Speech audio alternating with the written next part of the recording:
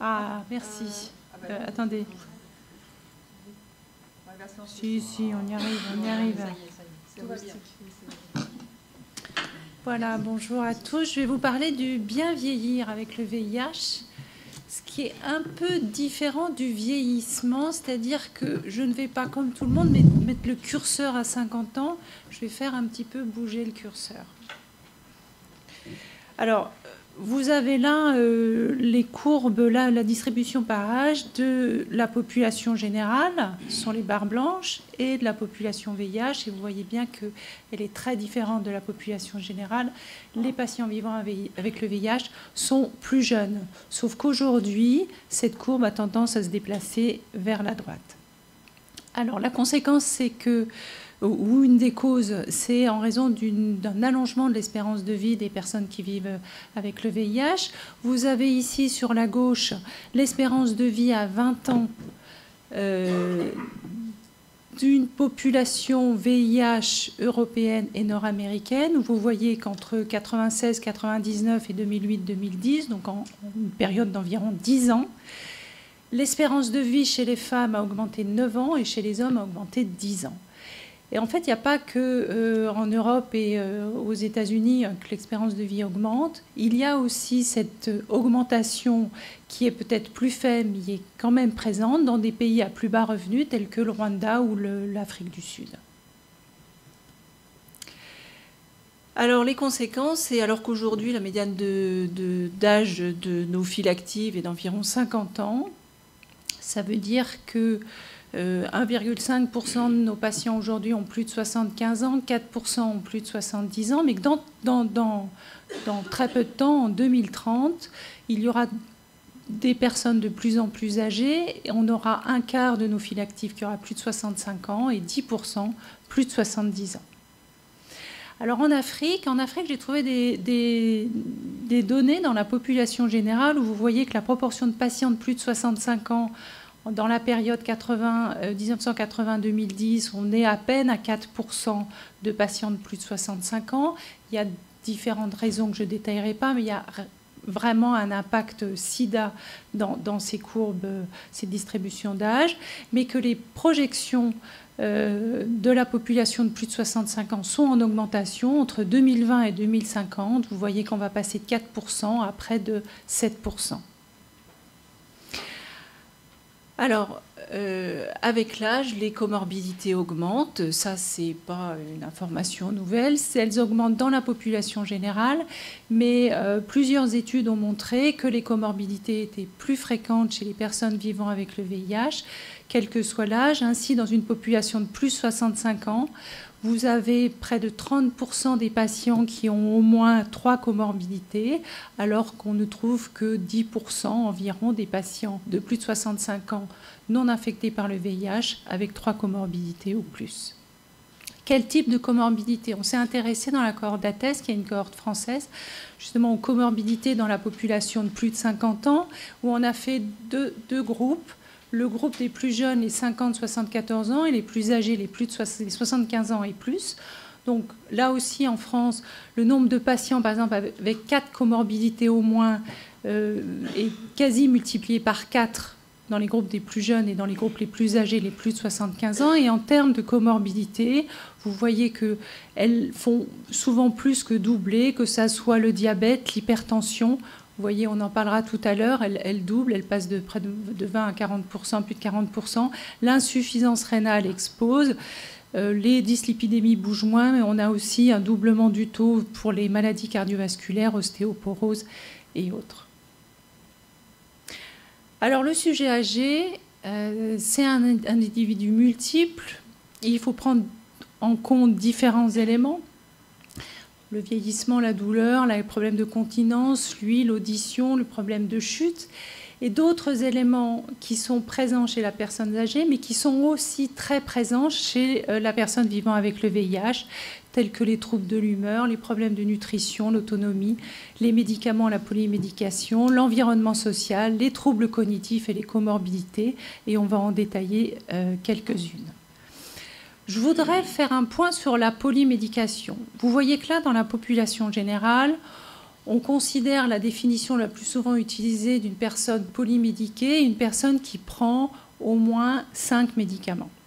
Et donc, on sait que la polymédication augmente avec l'âge. Vous voyez que dans une population à plus de 70 ans, en fait, elles prennent, le nombre de médicaments pris est supérieur à 5, donc ils sont polymédiqués. Cette polymédication entraîne bien sûr des risques d'effets secondaires, ce qu'on connaît bien, nous, avec nos antirétroviraux. Avec 2 médicaments, on est à 15% et on grimpe à plus de 7 médicaments, à plus de 80% d'effets secondaires. L'autre problème, qui est d'ailleurs lié, c'est le problème des interactions, avec un potentiel de 46% d'interactions chez les personnes polymédiquées. Les interactions cause ou conséquence d'une non-observance, et on connaît, nous, très bien les conséquences d'une inobservance. Alors, dans la population VIH, il y a une étude qui a été faite dans la population qui avait en médiane 63 ans. C'est une étude américaine qui a évalué justement les comédications et les interactions chez ces patients les plus âgés infectés par le VIH. On voit qu'il y a un nombre très élevé d'interactions qui ont été identifiées. 89 patients qui prenaient au total, enfin en médiane, 13 médicaments. 283 interactions identifiées entre ARV ou entre ARV et non-ARV qui représentaient plus de la moitié des interactions identifiées et près de 10% avec la notion « éviter l'association ».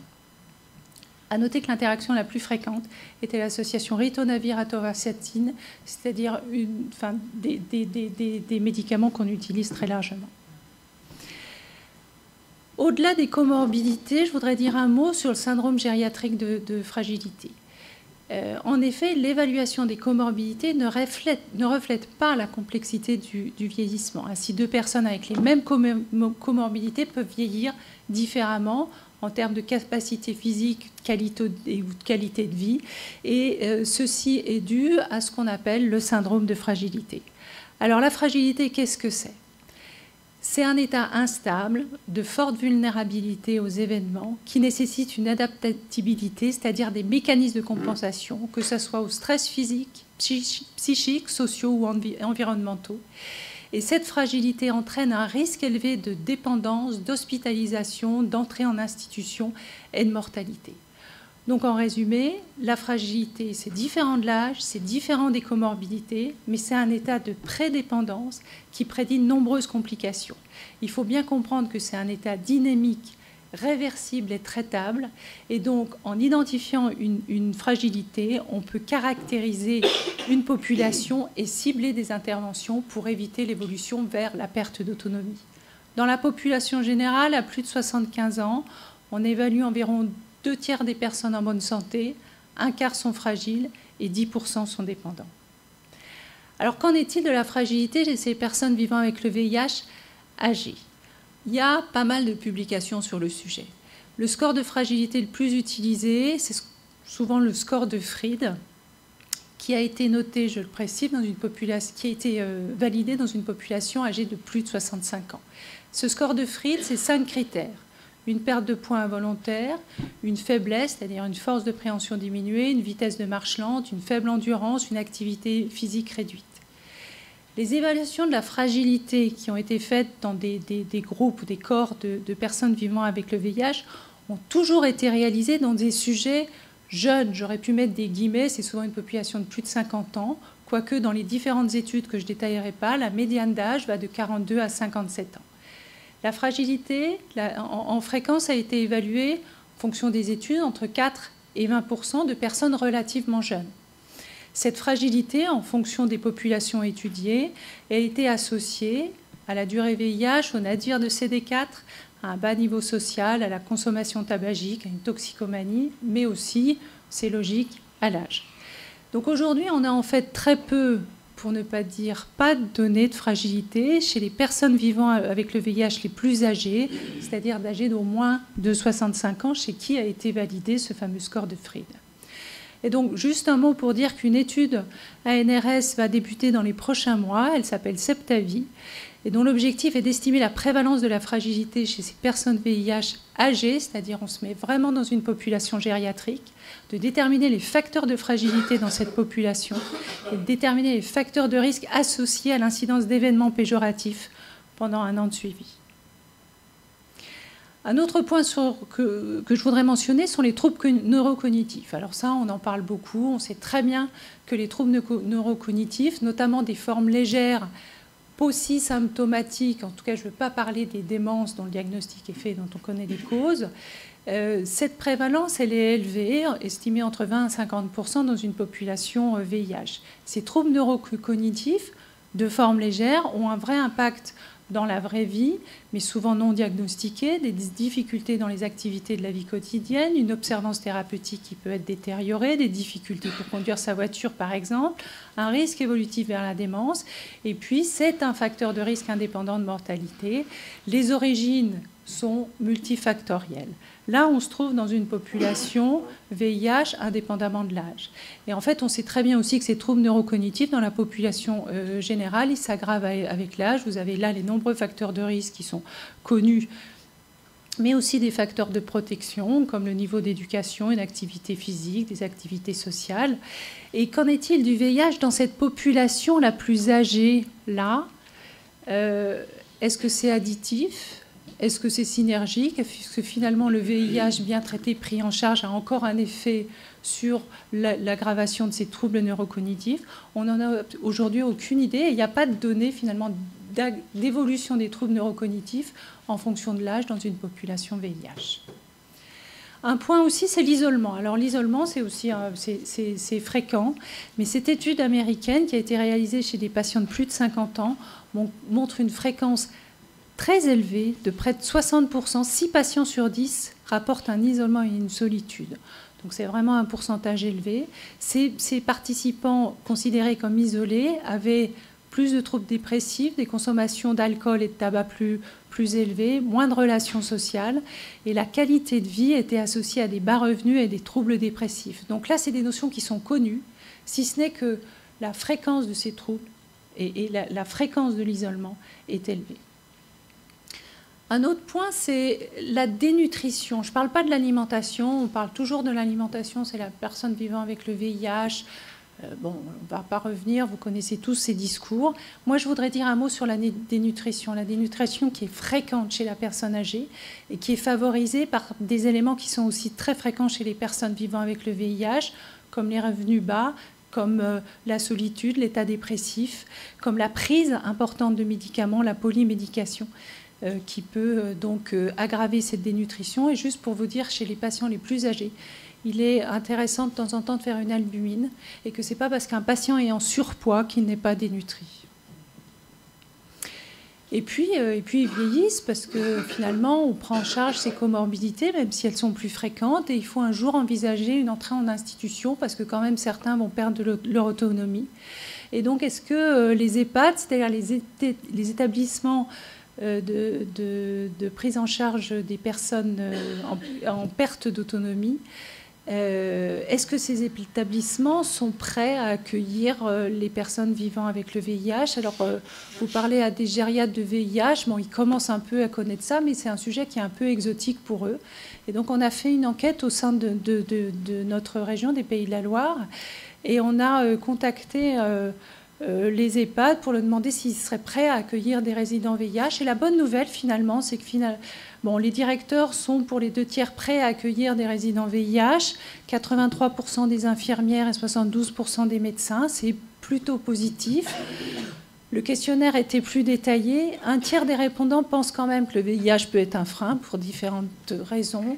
Une des raisons était aussi le prix des antirétroviraux et que quasiment tous sont demandeurs d'une formation avant l'accueil de résidents VIH parce qu'en fait, ils ne connaissent pas. C'est vraiment une grande inconnue et ils se posent un certain nombre de questions. Là, c'est juste on a fait une plaquette à destination justement des EHPAD pour les accompagner dans l'accueil de ces résidents VIH. Donc, en résumé, le bien vieillir. Le bien vieillir des patients vivant avec le VIH, je pense qu'il faut s'inspirer aujourd'hui du modèle de l'évaluation gériatrique. Il faut qu'on apprenne à gérer le cumul des difficultés liées à la fois au VIH et à la fois à l'âge, que ce soit les activités de la vie quotidienne, la fragilité, le statut nutritionnel, les conditions sociales, environnementales, le niveau financier, la dimension affective, l'évaluation cognitive, la gestion des comorbidités. Et puis sur le plan thérapeutique et des comédications, il faut aussi savoir, ce que je n'ai pas du tout détaillé dans ma présentation, mais le choix des antirétroviraux en prévention de toxicité, en prenant en compte toute l'histoire. Ils ont souvent une longue histoire VIH derrière eux. Et puis faire attention aux interactions. Donc à partir d'une évaluation multidisciplinaire, on peut rajouter une expertise gériatrique. Il faudra un jour intégrer les gériatres dans nos staffs multidisciplinaires afin d'identifier les besoins médicaux, physiques, sociaux et psychologiques, donc un bilan global pour pouvoir définir et créer un plan de soins pour ces personnes. En conclusion, les personnes vivant avec le VIH gériatrique sont mal connues, sont absentes ou en très faible effectif dans les études et dans les cohortes VIH aujourd'hui. Alors, il y a quand même une raison, c'est qu'ils n'étaient pas assez vieux encore pour faire partie de ces études, mais aujourd'hui, on commence à avoir vraiment une population gériatrique. Il faut savoir comment les professionnels de santé vont intégrer ces spécificités liées au VIH et celles liées au vieillissement, que le bien vieillir, ça ne veut pas dire ne pas avoir de maladie, ça veut dire rester autonome le plus longtemps possible, c'est-à-dire qu'il faut les accompagner, ces patients-là. Et ça, c'est en fait, j'ai repris cette phrase, c'était lors d'une interview d'un gériatre, qu'il est temps aujourd'hui de penser à la médecine géronto-VIH et que l'objectif ne doit pas se limiter à 90, 90, 90, mais rajouter 90% en bonne santé à 90 ans. Merci de votre attention. Merci beaucoup, Clotilde, pour cette belle présentation. Moi, je propose de garder, d'avoir quelques petites questions là pour Clotilde et éventuellement pour Fabrice Bonnet. Alors, avez-vous des questions par rapport à cette communication sur le bien vieillir avec le VIH? Des questions ou des commentaires, des expériences? Oui?